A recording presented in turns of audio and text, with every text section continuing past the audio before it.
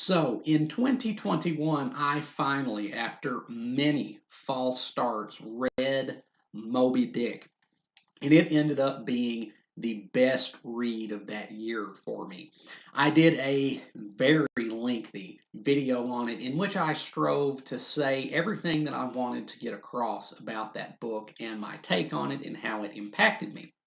And I did do that, I think.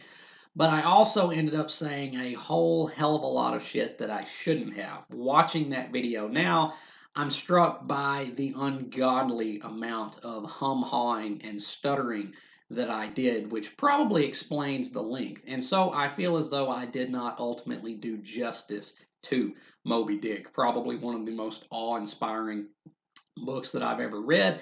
And I want to remedy that. And so I would like to give another, hopefully more concise and focused analysis slash exploration of Herman Melville's towering achievement of literature.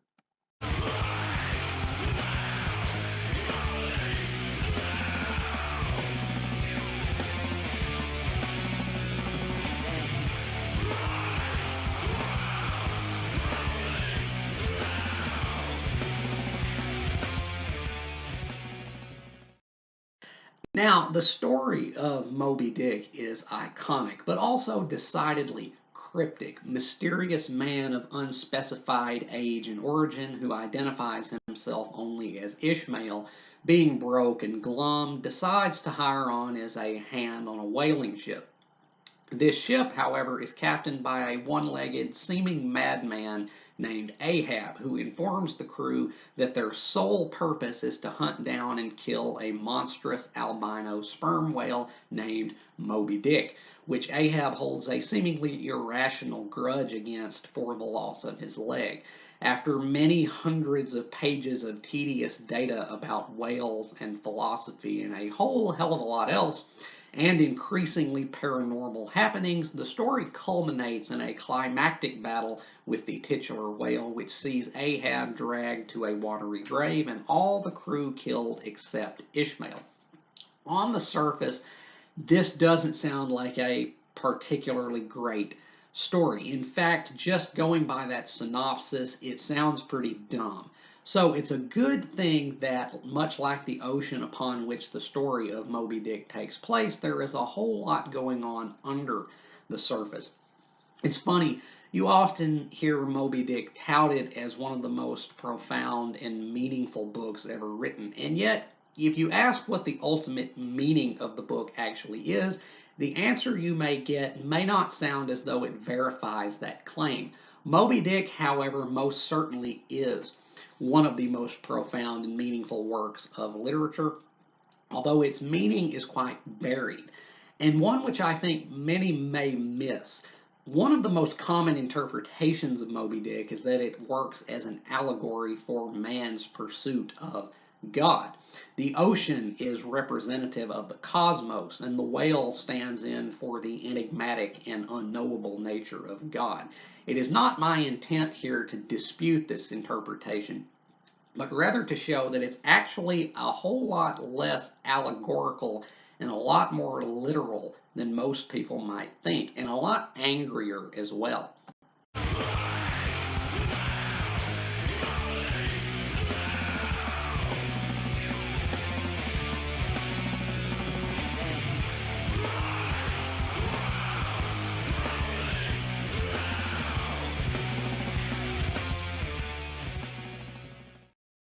So, to begin with, following my initial video, let's look at all the genres and categories that Moby Dick fits into, because Moby Dick is many things. It is adventure fiction, romantic fiction with a capital R, mind you, semi-autobiographical fiction, Shakespearean tragedy, encyclopedic novel, philosophical fiction, experimental fiction, a great American novel, quite possibly the greatest, proto-queer literature, and a direct precedent to the kind of cosmic horror which would later be pioneered by the likes of H.P. Lovecraft.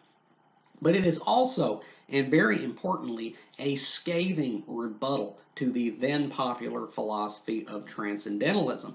Now, transcendentalism was an idealistic, philosophical, and social movement which developed in New England in the early 1800s in reaction to rationalism, influenced by Romanticism, Platonism, and Kantian philosophy, and pioneered by Ralph Waldo Emerson and Henry David Thoreau. Transcendentalism held that divinity pervades all of nature, and this is the sticking point for Melville. If divinity pervades nature, then divinity is evil because nature is evil. This is actually one of the book's main themes, the fundamental wickedness of nature. Now, we don't usually think of nature as being something malicious. But Melville actually goes to great lengths to illustrate why it actually is if you subscribe to a certain worldview, at least. These are two quotes which I have extracted from the book to back up this point. The first quote, "No, but here thou beholdest, even in a dumb brute, the instinct of the knowledge of the demonism in the world." This is Melville referring to how prey animals are born with an innate sense of fear, how animal life only survives by being afraid, and how fear seems to be an inborn trait necessary for survival. Now, the second quote, "Cannibals. Who is not a cannibal?" This is Melville pointing out how life only persists by killing other life. For something to flourish, something else has to die, whether that be naturally to fertilize the soil through decomposition or to be consumed by other life. Life is impossible without death, and life and death are inextricably linked.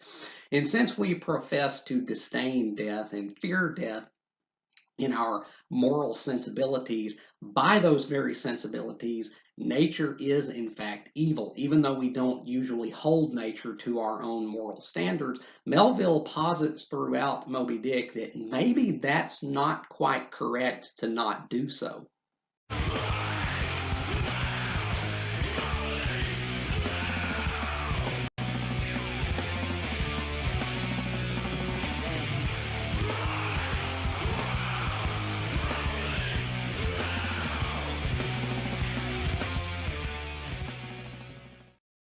Building off this tenet of nature being evil and divinity being evil as well, if it does in fact pervade it, we come to Moby Dick's perhaps most controversial theme, the inverted theodicy. Now, if you don't know, a theodicy is a defense of the goodness and omnipotence of God in view of the existence of evil. This is why my original video on Moby Dick was titled "A White Whale and a Black Theodicy," because Moby Dick is not a defense of God's goodness, but rather an impassioned indictment of God. In a letter to his friend and literary mentor Nathaniel Hawthorne, Melville said of Moby Dick, "I have written a wicked book and feel as spotless as the Lamb." And indeed, it is a most wicked book, at least by Christian standards, for it is nothing less than an excoriating, if veiled, attack on Christian theology. Moby Dick is a work steeped in Christian mythological references, from the names of its two principal characters, Ishmael and Ahab, to the references to Jonah and the whale, and much else besides. However, it should not be thought that all these references are in praise of Christianity. Rather, they're intended ironically, as Melville's outlook, which he puts forth throughout the book, is in fact highly critical of that religion.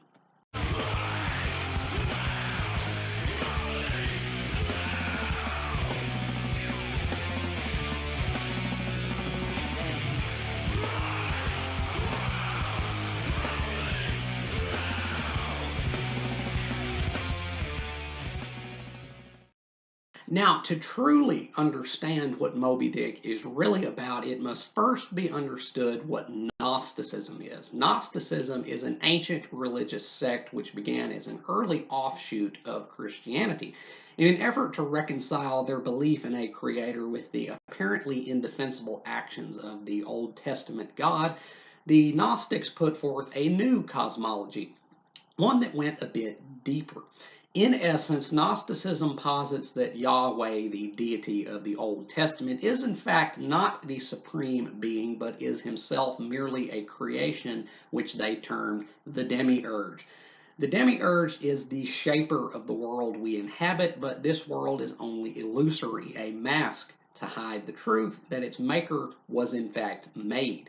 Gnostic theology, not unlike the Christianity from which it sprung, is threefold in nature. The true supreme being and the creator of everything is an entity referred to as monad. Now, monad is a Greek word used by ancient Pythagorean philosophers to refer to the most universal and basic substance of creation. This is the symbol used by those ancients to denote monad, the universal basis of creation, a circle with a dot in the middle, which I would like to point out is quite similar to the diagram of a hydrogen atom, which is actually the basis of pretty much everything in creation. On the left here, we have the monad symbol, and on the right, we have the basic diagram of a hydrogen atom. And I'm not going to go off on some kind of Dan Brown ancient conspiracy or what have you, but I would just like to point out the kind of odd similarity in these two symbols and also the underlying similarity of what they signify. From monad, there then comes Sophia, an emanation and daughter figure. There's a lot of territory to cover here, and all I'm trying to do is convey the basics.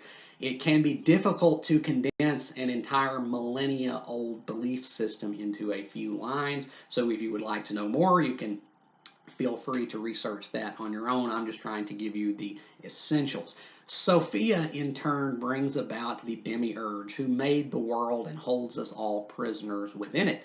Each of these emanations are farther and farther from the pleroma, or the fullness of God, which is what we all should strive for.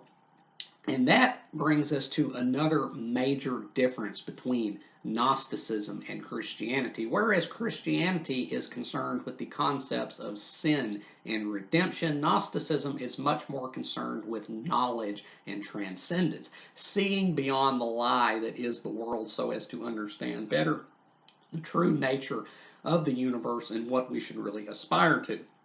The name Sophia, it is important to note, means wisdom in Greek. So if you know anyone named Sophia, they're literally named for wisdom.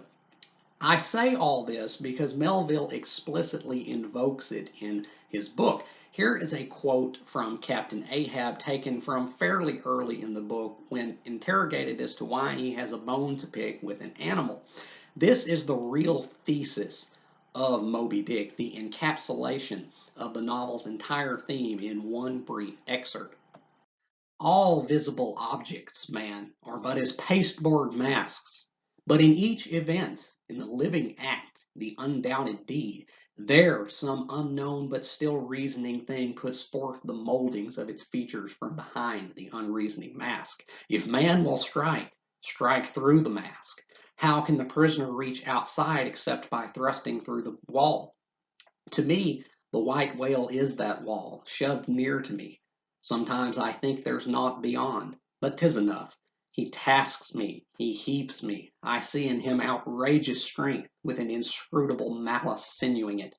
That inscrutable thing is chiefly what I hate, and be the white whale agent, or be the white whale principal, I will wreak that hate upon him.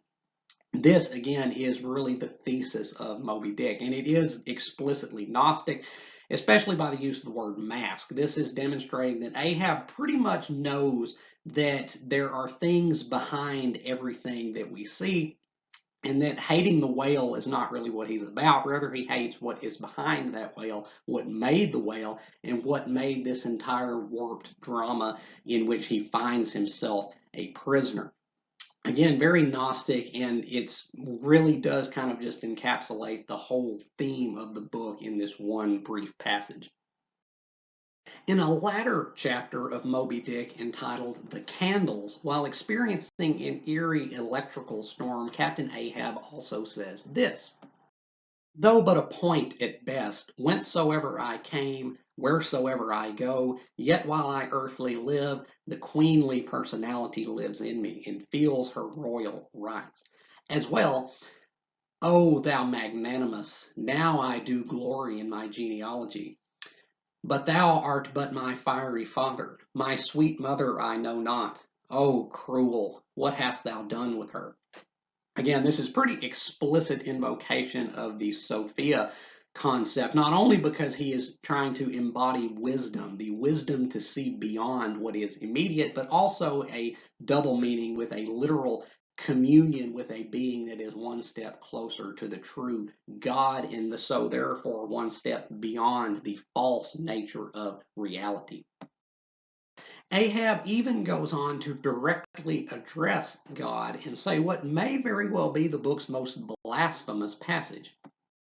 Thou knowest not how came ye, hence callest thyself unbegotten.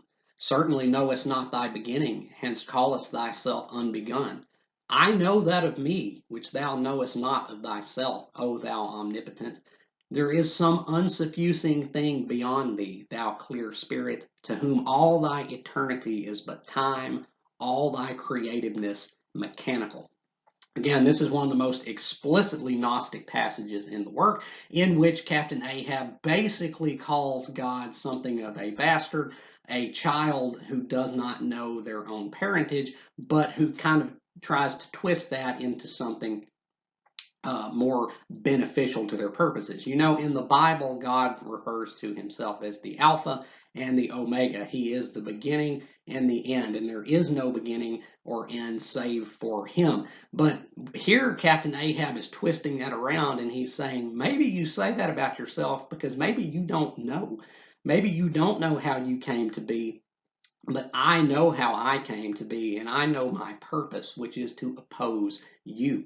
As well, by him pointing out that there is some unsuffusing thing beyond me, he's explicitly again saying that I know that you are but a creation yourself, and that there is a creator beyond even you. Again, extremely Gnostic, but also extremely profound. Herman Melville was, I'm pretty much certain, an all-out Gnostic. But you may say, you're not supposed to read the author into the work. That's like a cardinal rule of readership. Well, yes, while that does hold true much of the time it doesn't. And we can sometimes learn more about the work by knowing more about its author. And Melville did, after all, write a poem called Fragments of a Lost Gnostic Poem of the 12th Century. But beyond that, the era that Melville lived in was one in which established and long held beliefs were being confronted by new scientific developments which negated them. Just as Charles Darwin's faith was shaken by parasitic wasps, the conventional Christianity of Melville's early life seems to have quietly given way to a different form of belief, likely as a way to reconcile his desire to believe in some form of higher power and what he could no longer accept about the religion he was raised under. It should be remarked as well that Melville's final major work was the epic poem, Clairol, about a young man traveling through the Holy Land in order to work out a crisis of faith.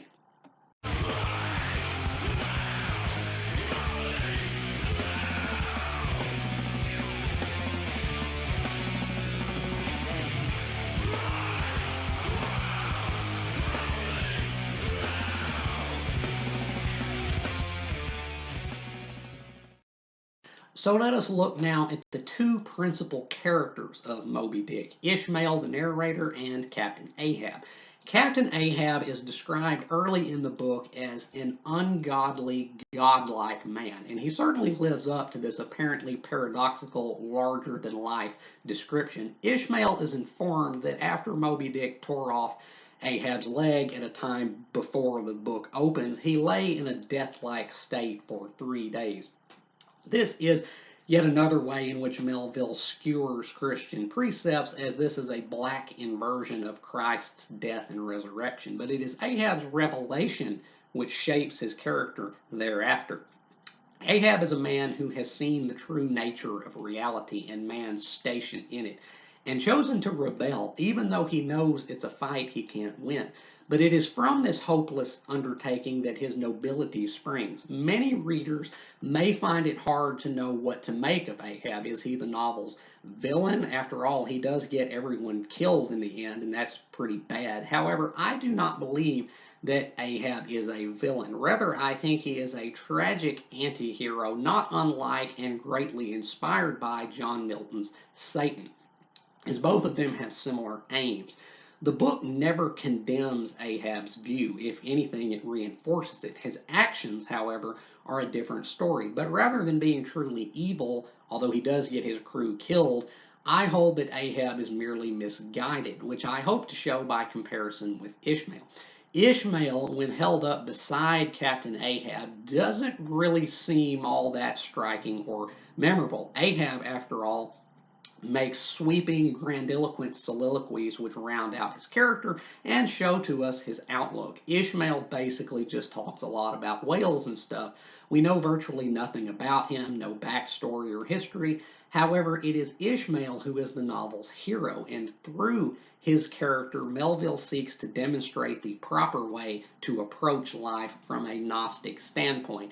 Ahab is misguided in his hatred of the whale and the god which pulls its strings, because by succumbing to such emotion, he has sullied himself and lowered himself morally to the level of that which he has set himself against. Remember, Gnosticism is about knowledge and transcendence, not vengeance or retribution. Conversely to Ahab, Ishmael has no such violent inclinations. All he ever shows throughout the book is a gentle curiosity. He admits that he'll be making crap wages as a whaler, but he signs up more than anything because he values the experience that it will give him.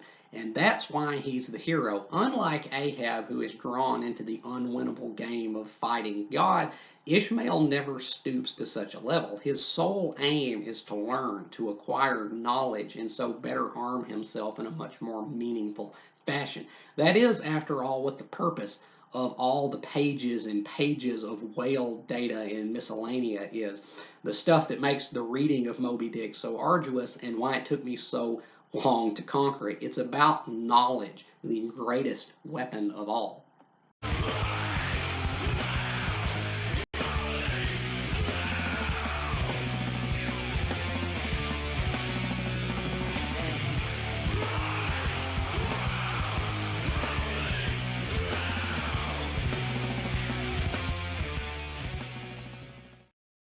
And finally, I would like to touch upon the epilogue to Moby Dick, in particular the epilogue's epigraph. The final section of Moby Dick opens with a quote from the book of Job, "And I only am escaped alone to tell thee." Now, you might simply dismiss this line as nothing more than a cool quote with which to end the book, but there's far more to it than that, for Job is the key to understanding the whole work. The book of Job illustrates more than any other text the plight of man in a universe made and governed by a God, that is, forever at the mercy of that God and always subject to the whims thereof. In the book of Job, when Job cries out for explanation as to why his life has been destroyed, God replies with this: "Canst thou draw out Leviathan with a hook, or his tongue with a cord which thou lettest down?" And this is the crux of Moby Dick. In lieu of the answer which Job requests, God only asserts his power over Job and lays bare Job's own lack. And it is precisely this which so enrages Ahab in Moby Dick. Now, the scriptural Leviathan can be interpreted in different ways. Some may say that it refers to like an actual sea monster, but there's a pretty good chance that it's referring to a whale. As I mentioned in my original video, this is why Moby Dick is about a whale, because whales are the biggest beasts to ever live. The blue whale that swims our oceans now is the single largest known animal to ever live at any time in Earth's history. Whales are massive and powerful, and Moby Dick is portrayed as an avatar of God, or the demiurge. Everything in creation is a manifestation of that which creates it. Ergo, Ahab knows that the whale which took his leg only did so by the dispensation of that God that made the whale, and that by destroying the tool, he is striking back at the craftsman.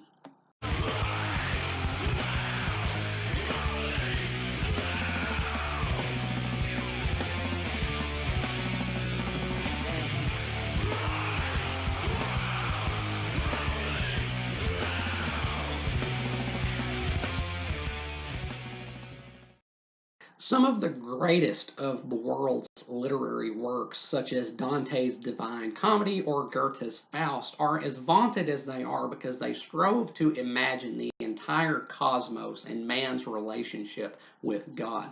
Moby Dick belongs in those same ranks because it does the same thing, even if you don't realize it.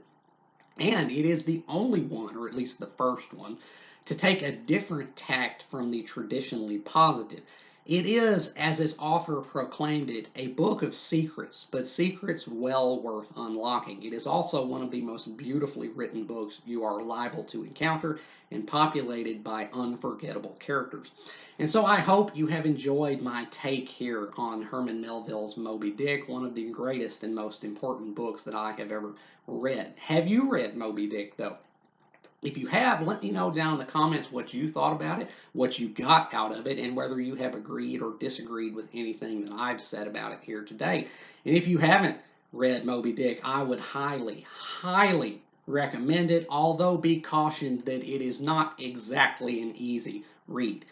And as always, if you have enjoyed anything you've seen or heard here today, remember to hit that like button, subscribe. I would really appreciate it. And until next time, peace.